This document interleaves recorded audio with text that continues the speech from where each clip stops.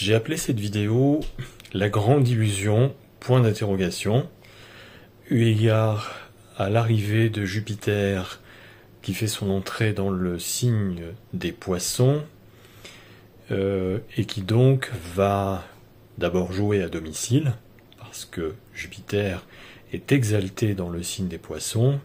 C'était le maître naturel ancien de ce signe avant qu'on découvre Neptune qui est le maître moderne du signe des Poissons. Son entrée dans ce signe, donc dans son domicile d'exaltation, va bien sûr provoquer une espèce de vague, pour être en analogie avec la symbolique du signe des Poissons, signe d'eau par excellence, et par conséquent préparer l'énergie de sa future conjonction à Neptune qui aura lieu dans le courant du printemps de l'année 2022. J'ai fait une vidéo précédente sur justement la nature de cette conjonction Jupiter-Neptune, ou la possibilité de l'expression de cette conjonction Jupiter-Neptune dans le Poisson, des différents modes d'expression. Donc Jupiter est une planète d'expansion du zodiaque, tout comme Neptune. Donc là, on va vraiment être dans un, dans un registre d'exaltation, vous voyez, d'amplification de phénomènes, phénomènes collectifs, par exemple,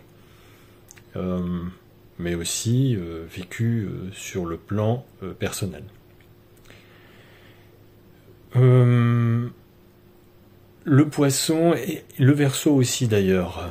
Je dirais que les caractéristiques de ces signes, par moment parfois, c'est qu'ils ont parfois des tendances à faire preuve d'angélisme. Parce que ce sont deux signes qui sont inscrits dans des registres d'espoir. L'espoir pour le Verseau et l'espérance pour le Poisson. Et à ces notions d'espoir et d'espérance sont souvent rattachées des formes de croyance. Donc c'est pas forcément une mauvaise chose en soi, bien entendu, mais par moments, face à des réalités qui s'imposent et qui sont assez concrètement difficiles, du coup, c'est la nature énergétique de ces deux signes, je parle bien de la nature énergétique de ces signes, et non pas forcément des personnes qui sont nées sous les signes des Verseaux et des Poissons, mais bien sûr ça peut les concerner, ou qui ont des planètes ou des angles dans ces signes. Eh bien, c'est vrai qu'il y a tendance à... je ne sais pas si c'est à ne pas vouloir voir les choses, je ne pense pas que ça soit de cet ordre-là, mais c'est plus que les croyances et, le fait de surjouer la carte de l'enthousiasme, d'un optimisme un peu, entre guillemets, béat, fait que, finalement, ce filtre de croyance ne permet plus de voir véritablement, dans les moindres détails, ce qui peut se jouer justement, qui est complètement, on va dire, contraire à, à cette forme d'optimisme. C'est-à-dire que là, dans ce moment-là, il est utile de faire appel au Mercure de la Vierge, qui lui, justement, pour le signe qui est en face des Poissons, va au contraire discriminer énormément, analyser et se poser en fin analyste, en tout cas essayer d'une situation donnée. Cette entrée de Jupiter dans le signe des Poissons, vous voyez, c'est un peu voir le verre à moitié plein et ne pas vouloir tenir compte qu'il est aussi à moitié vide. Donc c'est toujours un juste équilibre à trouver entre le fait que le verre soit à moitié vide et le fait qu'il soit à moitié plein. Le discours Poisson dans son versant un peu angéliste, ou le Verseau aussi, c'est un peu la version un peu, la tendance New Age là depuis ces 20-30 dernières années, de ce discours qui dit que bon bah finalement tout est juste, tout est à sa place, c'est l'univers qui veut cela, etc., etc. Bon, alors c'est peut-être pas complètement faux, mais il n'empêche que si nous avons, et comme c'est le cas actuellement, des forces limitantes et régentes saturniennes qui avancent en force et qui veulent imposer, leur vision des règles, leur vision du droit, leur vision du vivre ensemble très autoritaire et très didactique comme ça, sans qu'il ne puisse y avoir d'entorse à ces règlements, en tout cas de vision, de perspectives contradictoires et différentes. Il est clair que cette vision un peu angéliste s'en retrouve déconnectée de la réalité. Cet optimisme et cet enthousiasme un peu amplifié, surjoué, suramplifié de Jupiter dans les Poissons, et alors à plus forte raison à sa conjonction à Neptune, peut en effet, comme je l'ai dit, faire prendre des vessies pour des lanternes. C'est un peu le complexe de Don Quichotte, c'est-à-dire de voir des géants à la place de moulins à vent. Il peut y avoir des excès de naïveté, des excès de crédulité que finalement on ne parvient pas à voir. Il n'y a pas une volonté délibérée d'être dans une posture de croyance et un peu angéliste et de naïveté, pas du tout. C'est parce que les filtres de la croyance plongent l'esprit dans une forme d'illusion, et de penser aussi que les choses vont s'améliorer ou s'arranger d'elles-mêmes du simple fait de croire, du simple fait d'avoir une espèce de foi débordante en l'humain, en l'humanité, dans les vertus humaines.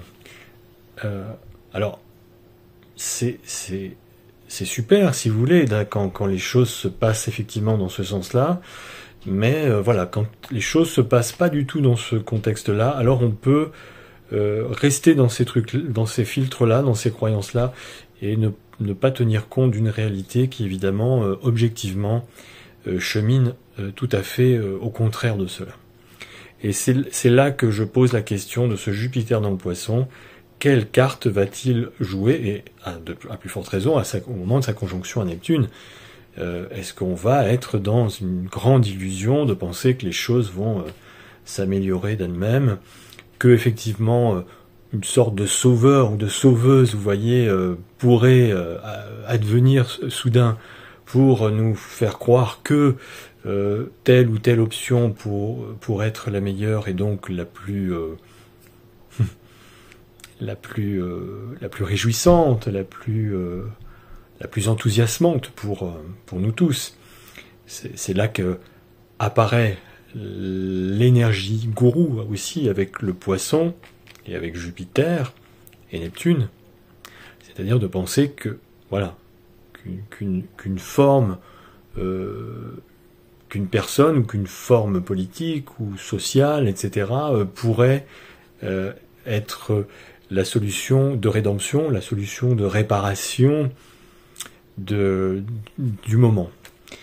Et alors là, après, ce qui est intéressant avec Saturne, c'est justement de rejoindre la notion de temps et de durabilité et de construction forte, solide et stable, pour pouvoir justement inscrire des projets de société, des projets personnels, évidemment, d'une façon la plus pérenne possible. Sinon, eh bien, avec ce Jupiter dans les Poissons et Neptune, ça peut faire pchit.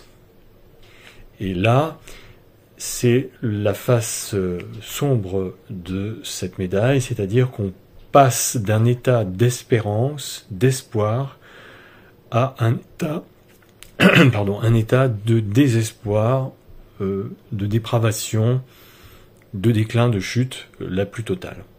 Parce que justement, on n'a pas voulu voir la réalité en face, pour des tas de raisons, qu'on s'est conforté dans ses croyances en pensant que celle-ci allait suffire pour, comment dire, nous sortir d'une situation donnée.